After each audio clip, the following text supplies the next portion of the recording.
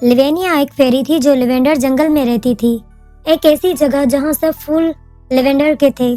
لیوینیا کو اس جنگل سے پیار تھا۔ لیوینیا خوش اور بے فکر تھی کہ ایک دن اس کی ملاقات ایک انسان سے ہوئی۔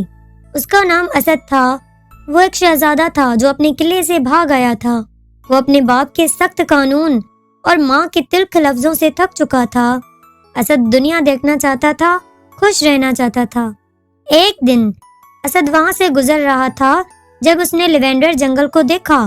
اس کی خوبصورتی سے حیران رہ گیا۔ اسد نے لیوینیا کو پھولوں کے بیچ اڑتے دیکھا اور اس کی آنکھوں کو بھا گئی۔ شہزادی اسد نے لیوینیا فیری کو پکارا، اسے قریب آنے کو کہا۔ لیوینیا حیران ہوئی، اس کے پاس آئی۔ لیوینیا نے محسوس کیا کہ وہ ایک مہربان شخص ہیں۔ لیوینیا مطمئن ہو کر مسکراتی ہیں اور خود کو انٹروڈیوس کرواتی ہیں۔ اسد بھی مسکراتا ہے اور اپنا نام بتاتا ہے۔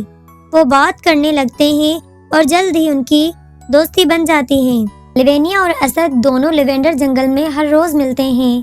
ان کے ساتھ بہت سارے ایڈونچرز ہوتے ہیں۔ وہ ہنستے ہیں، کھیلتے ہیں اور اپنی راز شیئر کرتے ہیں۔ دیکھتے دیکھتے وہ دونوں پیار میں پڑ جاتے ہیں اور شادی کرنے کا سوچتے ہیں۔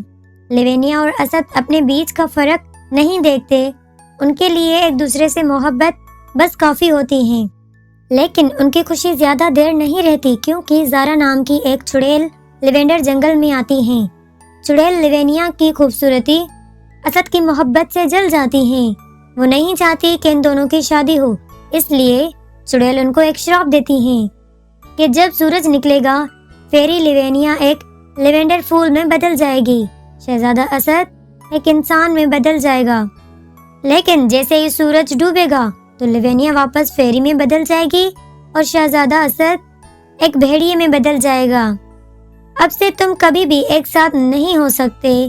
اس شراپ کو توڑنے کا کوئی طریقہ نہیں ہے۔ چڑیل یہ کہتی ہیں، وہاں سے چلی جاتی ہیں۔ لیوینیا اور اسد روتے ہیں اور ایک دوسرے کو گلے لگاتے ہیں۔ وہ نہیں چاہتے کہ ان کی کہانی کا یہی انجام ہو۔ وہ کبھی بھی ایک دوسرے سے صحیح روپ نہیں دیکھ سکتے۔ یہ چڑیل کا شراپ تھا۔ لیوینیا اور اسد صرف ایک دوسرے سے بات کر سکتے تھے لیکن وہ گلے نہیں لگ سکتے تھے، نہ کس کر سکتے تھے، نہ ہاتھ پکڑ سکتے تھے۔ وہ تنہائی اور غم میں جینے کے لیے مجبور ہو گئے تھے، لیکن انہوں نے امید نہیں چھوڑی۔ ان کو یقین تھا کہ ان کا پیار کسی بھی شراب سے زیادہ طاقتور ہے۔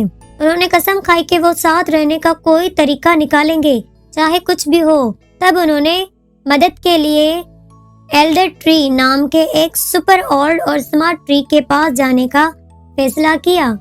ایلڈر ٹری نے کہا کہ انہوں نے ٹیئر ڈراپ آف مون نام کی چیز حاصل کرنے کے لیے ایک مشکل سفر پہ جانے کی ضرورت ہوگی۔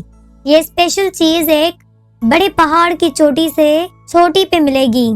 جبکہ سفر مشکل تھا، لیوینیا اور اسد نے ساتھ سفر شروع کیا۔ انہوں نے جانا کہ ان کا پیار اور ساتھ بہت مضبوط ہے۔ آخر کار وہ پہاڑ کی چوٹی پر پہنچے، ٹری ڈراپ آف دی مون کو لیا اور اسے لیوینڈر جنگل میں واپس لے آئی۔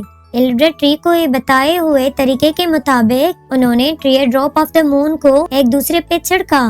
جب سورج ڈوبا، ایک جادو کی چمک نے انہیں گھیر لیا اور شراب دور ہونے لگا۔ لیوینیا اور اسد اصل روپ میں آ گئے۔ لیوینیا لیوینڈر پری اور اسد انسان شہزادہ بن گیا۔ بہت خوش ہو کے انہوں نے ایک دوسرے کو گلے لگایا اور جادو ساری جگہ میں پھیل گیا۔ جادو نے لیوینڈر جنگل کو اور بھی خوبصورت بنا دیا۔ لیوینڈر جنگل کی ایک جادو کی جگہ بن گئی۔ لیوینیا اور اسد نے جنگل میں رہنے کا فیصلہ کیا۔